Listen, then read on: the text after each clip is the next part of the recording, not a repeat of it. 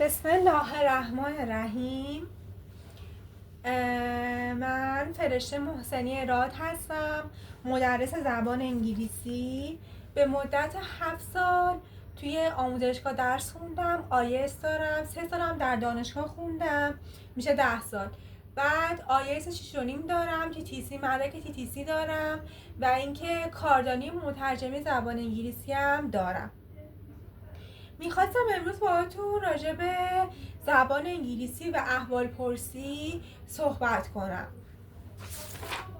ابتدای این صحبت این گونه میشه که یکی این که تو ابتدای صحبت با یک فرد خارجی شما باید بگید hello. How are you? Fine, thanks. Yes, no, and you from Iran, Canada. I'm from Canada and I am. And in the name of God. In the name of God. To greeting. به احوال پرسی به انگلیسی میگن greeting. خب میخوایم بریم برای مکالمه. من تو این دوره که میخوام به شما تدریس کنم یه دوره تدریس مکالمه هستش. جنرال کانورسیشن هست. جنرال کانورسیشن. خب تو این دوره میخوام بهتون تدریس کنم چجوری راحت‌تر و آسون‌تر برید برای اینکه یه مکالمه آسون و روان داشته باشید. خب در اولین جمله‌ای که من میخوام براتون توضیح بدم یک how are you هست. How are you؟ حالت چطوره؟ حالت چطوره؟ خب این به صورت رسمی و فرمال هستش که ما میایم میگیم که how are you؟ حالت چطوره؟ اما به صورت غیر رسمیش هم میشه how is it going؟ What's up؟ How is it going؟ حالا من اونا رو نمی‌نویسم، میخوام رسمی به شما این دوره جنرال کانورسیشن رو یاد بدم. خب حالا توی جواب چی میاد به شما میگه I'm fine. I'm fine. Thank you. I'm fine, thank you.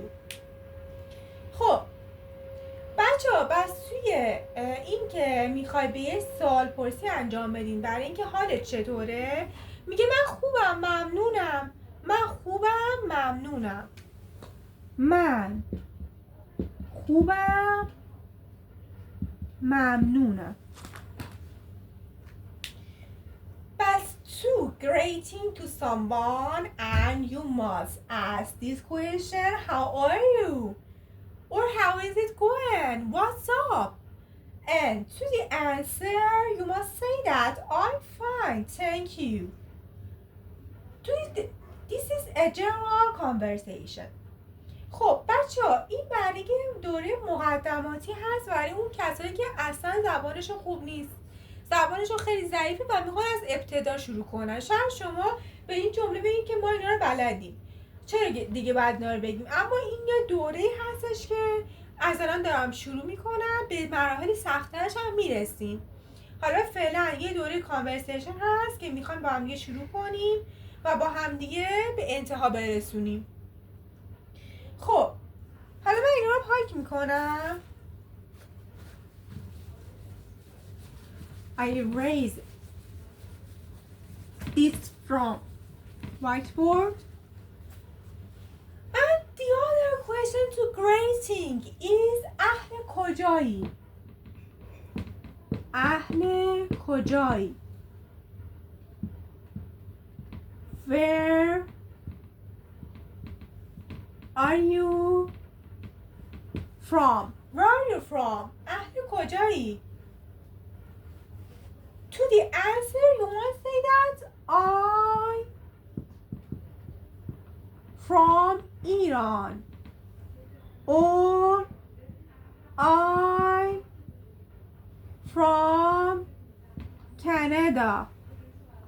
or I'm from China or I'm from India. To the answer of that, you must say that I'm from Iran, I'm from Canada, I'm from China, I'm from India. بچه ها وقتی خواستید بگید اهل کجایی میگید where are you from. بعد که میخوای جواب بدی میگی I'm from Iran, I'm from Canada, I'm from China, I'm from India. اینم برای جوابش. من اهل ایرانم، من اهل کانادا، من اهل چینم، من اهل هندم. اینا هم تو جوابش. یه چیز کوچیک دیگه هم میخوام اینجا بهتون بگم که یه سری چیز اینجا برای کانتری ها، کانتری یکم نشنالیتی. کانتری مثل ایران، مثل کانادا، مثل چاینا، مثل ایندیا. نشنالیتی چی میشه؟ نشنالیتی چی میشه؟ میشه ایرانیان،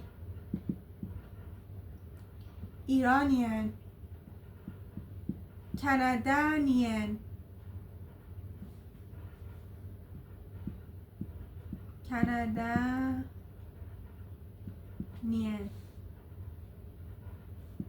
چاینیز، ایندیان. خب یه ان به بعضی کشور اضافه میکنی، یه ای ان اضافه میکنی، آی ان میشه نشنالیتی.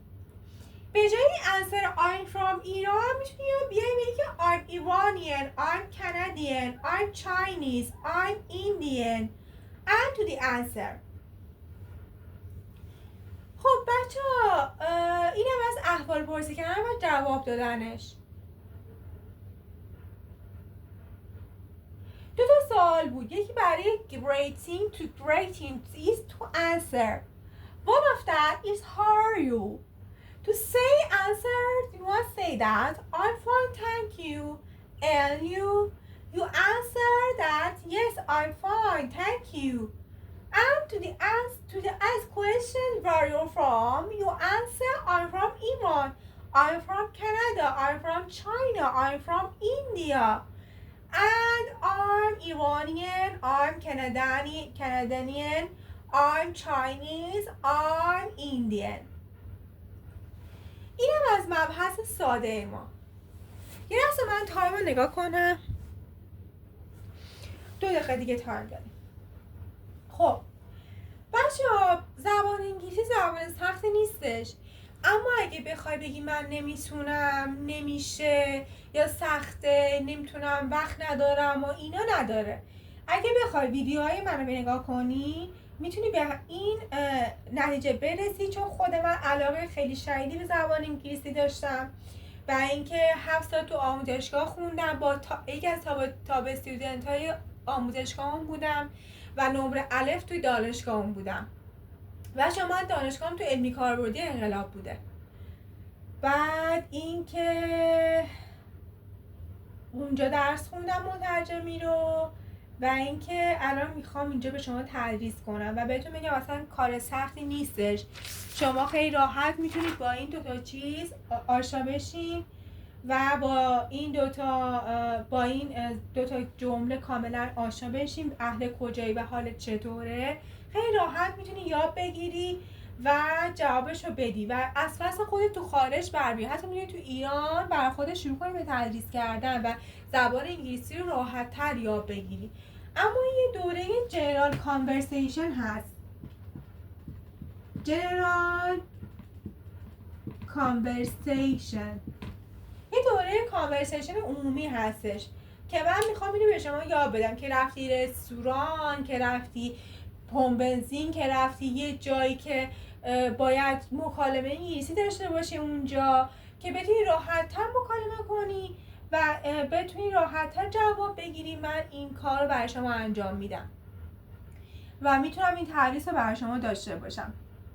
خب حالا اینم که از این 2 سوال خیلی ساده جواب دادیم و اینکه بچه اصلا نترسید از زبان انگلیسی. زبان انگلیسی اگه باش همراه باشی، اگه علاقه داشته باشی، اگه استعداد داشته باشی، حتی اگه استعداد هم نداشته باشی، علاقه داشته باشی، میتونی این کار رو در پیش بگیری و میتونی این تدریس رو میتونی این جواب داشته باشی و یادگیری خیلی خوبی ازش داشته باشی.